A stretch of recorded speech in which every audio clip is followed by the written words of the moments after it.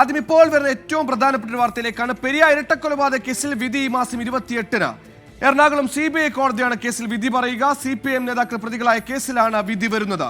വിഷ്ണു സുരേഷ് കൊച്ചിൻ ചേർന്നു. വിഷ്ണു, ഏറെ രാഷ്ട്രീയ കൊള്ളടക്കമുണ്ടാക്കിയ കേസിൽ വർഷങ്ങൾക്ക് ശേഷം ഒരു തീർപ്പ് വരുന്നു. പ്രത്യേകിച്ച് CPIM നേതാക്കൾ പ്രതികളായ കേസ് പോലീസ് അന്വേഷിക്കുന്നു, ക്രൈംബ്രാഞ്ച് അന്വേഷിക്കുന്നു, ഒടുക്കം CBI അന്വേഷിക്കുന്നു. CBI അന്വേഷണത്തിന്റെ സർക്കാർ സുപ്രീം കോടതിയിൽ പോയി കോടികൾ ചെലവഴിച്ചു എന്ന വിവാദമടക്കമുണ്ടായ അങ്ങേയറ്റം കോളടക്കമുണ്ടാക്കിയ കേസിൽ എന്തൊക്കെയാണ് നമുക്കിപ്പോൾ ലഭിക്കുന്ന വിവരങ്ങൾ? സുഹേലെ, 2019 ഫെബ്രുവരി 17-നാണ് കൃപേഷിനെയും ശരത്ലാലിനെയും അതിക്രൂരമായി വെട്ടിക്കൊലപ്പെടുത്തുന്നത്. പിന്നീട് അങ്ങോട്ട് നടന്ന പ്രതിഷേധങ്ങളും അതുമായി ബന്ധപ്പെട്ടുള്ള വാദപ്രതിവാദങ്ങളും ഒക്കെ നമ്മൾ കണ്ടതാണ്.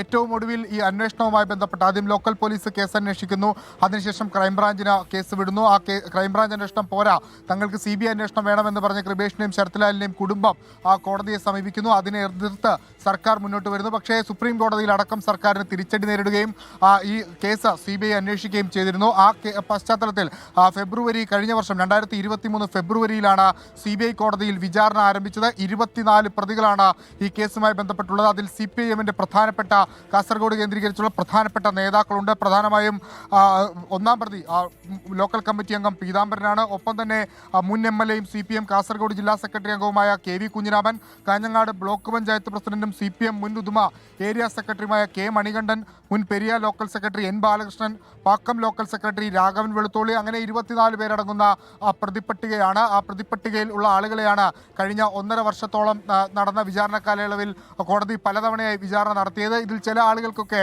KV കുഞ്ഞിരാമൻ അടക്കമുള്ള ആളുകൾക്കൊക്കെ 4ഓളം പേർക്ക് കഴിഞ്ഞ ഈ വിചാരണ കാലയളവിൽ ജാമ്യവും ലഭിച്ചിരുന്നു. ഇതാ ഇപ്പോൾ ആ കേസിൽ വിധി പറയാൻ കോടതി തീരുമാനിച്ചിരിക്കുന്നു. ഈ മാസം 28-നാണ് എറണാകുളത്തെ പ്രത്യേക CBI കോടതി വിധി പറയുക.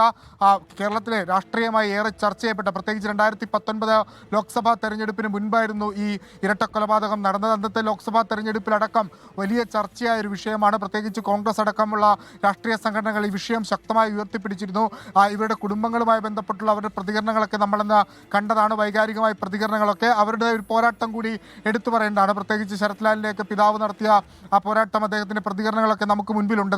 അതിനെല്ലാം ഒരു ഉത്തരമാകാൻ പോകുന്നു ഈ മാസം 28-ാം തീയതി.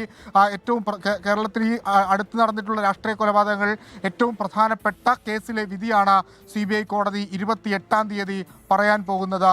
സുഹൈൽ.